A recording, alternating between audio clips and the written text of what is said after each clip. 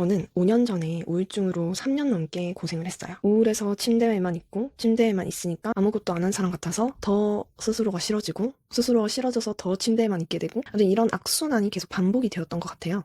그때 심리 상담도 받았고 정신과도 가봤고 제가 할 수 있는 모든 걸 다 했거든요. 그러면서 제가 그렇게 긴 시행착오 끝에 찾아낸 방법을 오늘은 소개해 드리려고 합니다.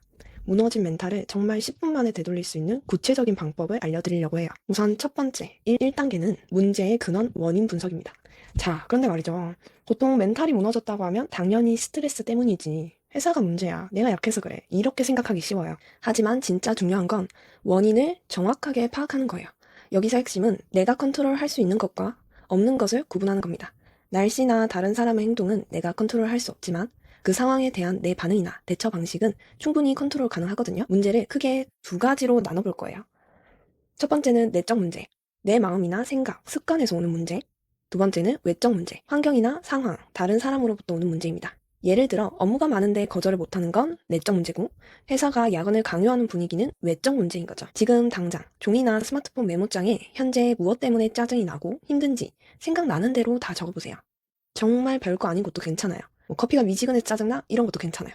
다 적었으면 이걸 두 카테고리로 나눠볼게요. 우선은 내적 문제, 내가 바꿀 수 있는 것, 그리고 외적 문제, 환경이나 상황적인 것. 그 다음 각각에 대한 해결 방법을 아주 작게 만들어 볼 거예요. 예를 들면 내적 문제에서 거절을 못한다고 적어봤다면 그 해결 방안으로 머릿속에 거절하는 방법 시뮬레이션 10번 해보기 이런 식으로 적어보는 거죠. 외적 문제로 회사 분위기가 안 좋음이라고 적었다면 더 작은 해결책으로는 점심시간에 산책하면서 기분 전환하기 같은 해결책을 적어볼 수도 있어요.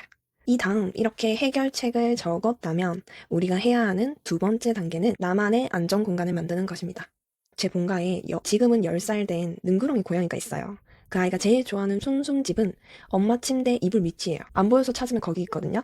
그 아이에게는 그곳이 제일 안락하고 편안한 공간이죠. 여러분에게도 그런 숨숨집이 필요해요. 숨숨집의 기본은 일하는 나와 쉬는 나를 분리하는 것부터 시작돼요. 몸은 쉬지만 마음이 불편하면 휴식이라고 할 수 없거든요. 평소에 마음에 들어서 자주 가게 되는 카페나 공간을 떠올려 보시고 그 특징 중에서 제일 돈이 안 드는 특징을 선택해서 내 공간에 적용해 보는 거예요. 제가 자취할 때는 러그와 소파를 사용해서 아이보리 감성의 작은 휴식 공간을 만들었어요. 퇴근하고 그 공간에 앉아있는 것만으로도 마음이 느슨해졌거든요. 공간이 주는 힘은 분명히 존재해요. 드라마 작은 아씨들에서 돈 많은 고모 할머니가 이런 말씀을 하시잖아요. 좋은 집에 살면 성공할 확률이 높아져. 웬만한 일은 집에 오면 다 극복이 되니까. 우리는 대부분 그 할머님처럼 돈이 많진 않지만 작은 방은 변화시킬 수 있어요.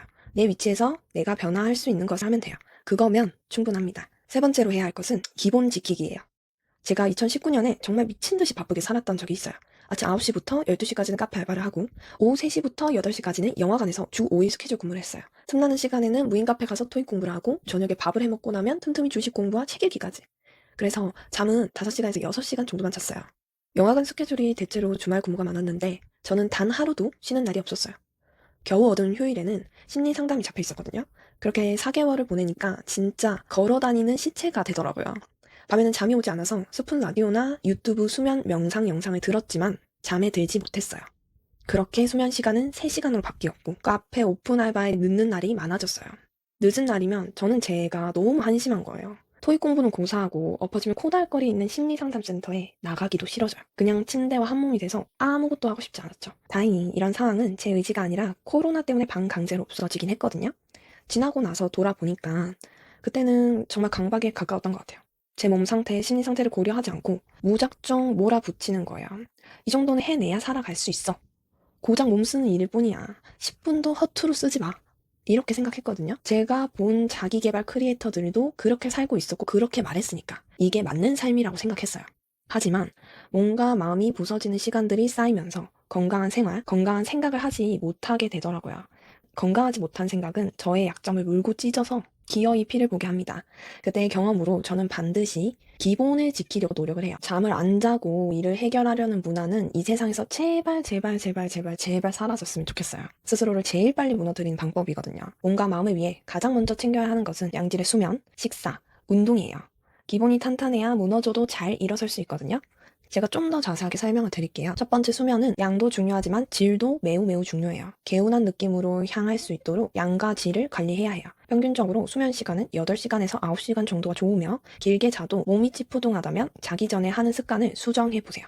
두 번째 식사는 우리 몸에서 중요한 에너지 원료예요. 시간이 없어서 배달을 시켜 먹더라도 매주 한 번씩은 몸을 위한 건강식을 챙겨 먹어보는 거예요. 세 번째, 운동이라고 하면 땀을 흘리며 하는 조깅 같은 행위를 떠올리기 쉬운데요. 운동 습관이 안 잡혀있는 상태에서 조깅 같은 운동은 듣기만 해도 하기 싫어지고 절대로 그게 될 가능성이 없어요. 제가 해봐서 합니다. 이럴 때는 정말 가볍게 규칙을 정하는 거예요. 엘리베이터 사용 안 하기, 한정거장 걸어가기, 주변에 산책하기 등 부담 없이 시작할 수 있는 운동 있죠? 그런 걸로 먼저 시작을 하셔야 합니다. 완벽하게 하려고 하지 마시고요. 하루 중 한 가지만 시도해봐도 충분해요. 실패해도 괜찮고요. 저도 수없이 실패했으니까요.